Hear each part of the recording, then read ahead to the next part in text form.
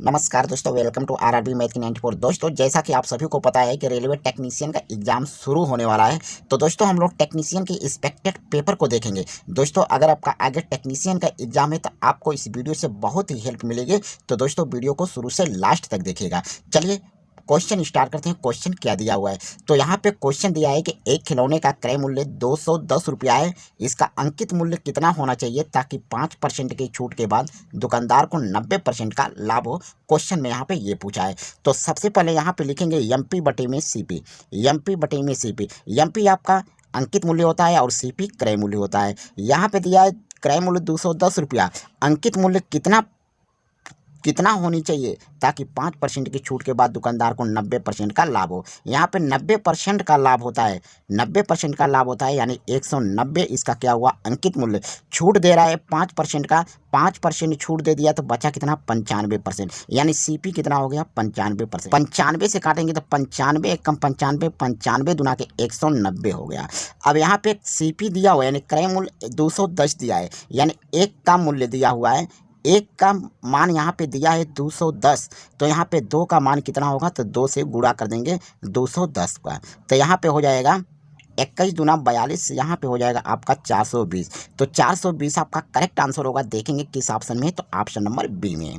चलिए next question देखते हैं। नेक्स्ट क्वेश्चन आपका दिया हुआ है, दो संख्याओं का महत्तम समापवर्त यानी एचसीएफ और लघुत्तम समापवर्त क्रमशः 2 और 492 है। यदि उनमें से एक संख्या 82 है तो दूसरी संख्या ज्ञात कीजिए। दूसरी संख्या हमको ज्ञात करना है, तो दूसरी संख्या बराबर होता है मस गुणे लस। तो यहाँ पे 2 गुणे 492, यानी मस गुणे लस बटे पहली संख्या, यानी एक संख्या आपका 82 दिया हुआ है, 82 को नीचे लिखेंगे।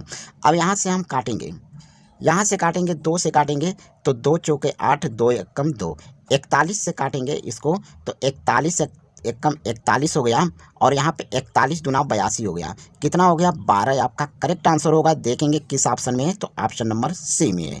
ठीक है, चलिए नेक्स्ट क्वेश्चन देखते हैं। नेक्स्ट क्वेश्चन दिया है कि रमेश और सुरेश किसी कार्य को क्रमशः 13 और 4 दिनों में पूरा कर सकते हैं। उन्होंने साथ साथ मिलकर कार्य करना शुरू किया और 2 दिन बाद सुरेश कार्य छोड़ दिया। रमेश शेष कार्य को कितने दिनों में पूरा करेगा। तो यहाँ पे मान लीजिए रमेश है और ये है सुरेश। रमेश करता है 13 दिन में और सुरेश करता है 4 दिन में। दोनों का पहले टोटल काम निकालेंगे, तो टोटल काम निकालेंगे तो 13 और 4 का एलसीएम लेते हैं, तो एलसीएम कितना हो जाएगा 52 हो जाएगा। एलसीएम 52 होगा, ये टोटल काम हो गया। अब यहाँ पे देखिए 13 दिन में 52 काम, तो एक दिन में 4 काम करेंगे। और सुरेश एक दिन में कितना काम, तो यहाँ पे करेगा 13 काम करेगा। ठीक है, अब ये कह रहा है कि 2 दिन बाद सुरेश कार्य छोड़ दिया है, यानी 2 दिन तो काम किया, 2 दिन के बाद कर रहा है, तो 2 का गुणा, तो 13 दूना के 26, यानी सुरेश यहाँ पे 26 काम कर चुका है। टोटल काम कितना है 52 काम है, टोटल 52 काम है। 52 काम में से 26 काम सुरेश कर चुका है। अब बचा कितना, तो 26 काम बचा, घटा देंगे तो 26 काम बचा। अभी 26 काम को कौन करेगा, तो रमेश करेगा। रमेश यहाँ पे 4 काम कर रहा है, तो 4 से यहाँ भाग कर देंगे, 4 से भाग करेंगे तो 4 पचे 20 हो गया, सॉरी 4 छक्के 24 हो गया, और यहाँ पे 4 पचे 20, यानी 6.5 आपका करेक्ट आंसर होगा। देखेंगे किस ऑप्शन में, तो ऑप्शन नंबर ए में है, और ऑप्शन नंबर ए आपका करेक्ट आंसर होगा। ठीक है, चलिए नेक्स्ट क्वेश्चन देखते हैं। नेक्स्ट क्वेश्चन यहाँ पे दिया हुआ है कि 40 और जेड का तृतीय अनुपाती 10 है, तो जेड का मान ज्ञात कीजिए। अब यहाँ पे दिया है 40 अनुपाते जेड, और यहाँ पे समानुपाती जेड लिखेंगे, अनुपाते 10 लिखेंगे। तो यहाँ पे क्या होता है कि बाहर का गुणा अंदर का गुणा होता है, तो अंदर का गुणा करते हैं तो जेड स्क्वायर, और 40 का 10 में गुणा करते हैं तो 4 कितना होगा 400 हो जाएगा। तो जेड स्क्वायर बराबर 400, तो जेड बराबर 400 का वर्गमूल निकाल देंगे, तो यहाँ पे हो जाएगा 20। तो 20 आपका करेक्ट आंसर होगा। देखेंगे किस ऑप्शन में है, तो ऑप्शन नंबर डी में है। ठीक है, चलिए नेक्स्ट क्वेश्चन देखते हैं। तो नेक्स्ट क्वेश्चन दिया है कि एक बेईमान दुकानदार ने एक वस्तु को 23 रुपया प्रति किग्रा पर बेचने का दावा किया, जिसकी कीमत 25 रुपया प्रति किग्रा पड़ी। हालांकि गलत बाट का उपयोग करके उसने 1 किग्रा के बजाय केवल 600 ग्राम दिया। उसका कुल लाभ या हानि प्रतिशत कितना होगा। तो इस क्वेश्चन को हम रेशियो से लगाएंगे, यहाँ पे लिखेंगे सीपी और यहाँ पे लिखेंगे एसपी। तो ये 23 किग्रा पर बेचने का दावा करता है और 25 किग्रा यहाँ पे पड़ी, तो यहाँ पे 23 लिखेंगे, यहाँ पे 25 लिखेंगे। अब यहाँ पे करें कि 1 किग्रा के बजाय 600 ग्राम दिया, देना था 600, देना था 600 लेकिन दिया कितना 1000, तो हम यहाँ पे 600 और अनुपाते 1000 का रेशियो निकाल देंगे। तो इसका रेशियो निकाल देंगे तो 2 0 से 2 0 और यहाँ पे 2 3 6 और 2 5 10। तो यहाँ पे हम लिखेंगे 3:5, 3:5। 5 से काटेंगे 25 को तो 5 बार में कटेगा। अब ये नहीं कटेगा तो 5 का 3 में गुणा करके यहाँ लिखेंगे तो 5 3 15 हो गया और यहाँ पे हो गया 23। अब ये क्रय मूल्य हो गया, क्रय मूल्य 15 होगा और विक्रय मूल्य 23 हुआ। तो यहाँ पे दोनों का अंतर कर देंगे, तब 15 और 23 का अंतर कर देंगे तो कितना हो जाएगा 8 हो जाएगा। 8 और बटे में यहाँ पे सीपी कितना है 15 है, परसेंटेज में पूछा है तो गुणे में 100 कर देंगे।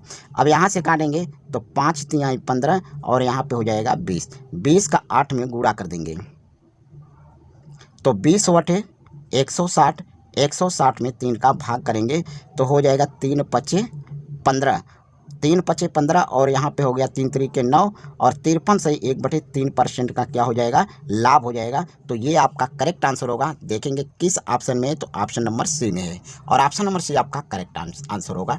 ठीक है, चलिए नेक्स्ट क्वेश्चन देखते हैं।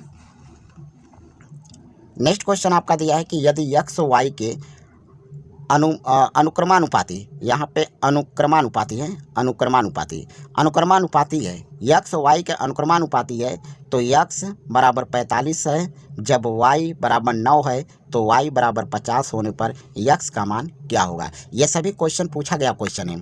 तो यहाँ पे x क्या है y के अनुक्रमानुपाती है, तो यहाँ पे हम फार्मूला लगा देंगे कि x1 बटे y1 बराबर x2 बटे y2। तो x1 की जगह यहाँ पे लिखेंगे 45 और y1 कितना 9, तो नीचे में 9 बराबर x2 नहीं पता है, यहाँ पे y2 पता है 50 लिखेंगे। 9 से काटेंगे 45 को 5 बार में कटेगा, 50 का 5 में गुणा कर देंगे तो x का मान निकल जाएगा। x बराबर कितना हो जाएगा 25 यानी 250 हो जाएगा और 250 आपका करेक्ट आंसर होगा। देखेंगे किस ऑप्शन में है, ऑप्शन नंबर डी में है, तो ऑप्शन नंबर डी आपका करेक्ट आंसर होगा।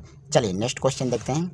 नेक्स्ट क्वेश्चन आपका क्या दिया हुआ है कि यदि a + b बराबर 24 और a - b का होल स्क्वायर बराबर 268 है तो a और b के गुणनफल का मान ज्ञात कीजिए। तो यहाँ पे फार्मूला होता है कि a + b का whole square minus a - b का होल स्क्वायर बराबर होता है 4ab। इसी फार्मूले पर हम लोग सेट कर देंगे। तो यहाँ पे हो जाएगा a + b दे रखा है 24, इसके जगह हम 24 और 24 का कर देंगे स्क्वायर माइनस इसका मान यहाँ पे दिया हुआ है तो 268 लिख लेंगे बराबर 4ab। अब 24 का स्क्वायर तो 576 हो जाएगा माइनस 268 बराबर 4ab। अब यहाँ पे 576 में से 268 हम घटा देंगे तो यहाँ पे हो जाएगा 308 और यहाँ पे 4 को यहाँ से 4 से भाग कर देंगे, 4 से भाग कर देंगे तो कितना हो जाएगा, तो 4 7 28 और 4 7 28 कितना हो गया 77 हो गया। 77 यानी ए बी का मान हो गया 77। 77 आपका करेक्ट आंसर होगा। देखेंगे किस ऑप्शन में, तो ऑप्शन नंबर ए में। क्वेश्चन में पूछा था कि ए और बी के गुणनफल का मान, तो ए और बी का जो गुणनफल का मान कितना होगा 77 हो जाएगा। ठीक है, चलिए नेक्स्ट क्वेश्चन देखते हैं। नेक्स्ट क्वेश्चन आपका दिया गया है कि 14 सेमी त्रिज्या वाले वृत्त के त्रिज्य खंड का क्षेत्रफल ज्ञात कीजिए यदि त्रिज्य खंड का कोण 60 अंश है। अब यहाँ पे हम फार्मूला लगाएंगे पाई आर स्क्वायर। त्रिज्य खंड का क्षेत्रफल होता है पाई आर स्क्वायर थीटा बटे 360 अंश होता है। तो पाई का मान यहाँ पे हम लोग रखेंगे 22/7 और यहाँ पे आर है तो आर का मान दे दिया है 14, त्रिज्या दिया है 14 तो स्क्वायर है तो यहाँ पे 2 बार 14 लिखेंगे। इसके बाद थीटा है तो थीटा का मान यहाँ पे 60 अंश है, 60 अंश लिखेंगे और बटे में यहाँ पे गुणे में 360 लिख देंगे। यहाँ से 1 0 से 1 0 काटेंगे, 6 से काटेंगे 36 को 6 बार में कटेगा और 2 से काटेंगे तो 2 3 6 2 7 14, 7 से 7 कटा देंगे। अब यहाँ पे देखिए कितना बचा 22 × 14, 22 का 14 में हम गुणा कर देंगे तो ये हो जाएगा 308।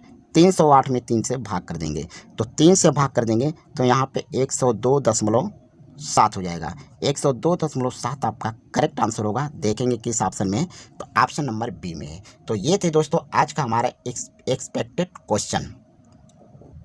तो दोस्तों अगर आपको इस टाइप का अगर वीडियो चाहिए तो हमारे कमेंट बॉक्स में एक प्यारा सा कमेंट कर दीजिए और मैं आपके लिए डेली बाय डेली एक वीडियो लेकर के आऊँगा। ठीक है, धन्यवाद।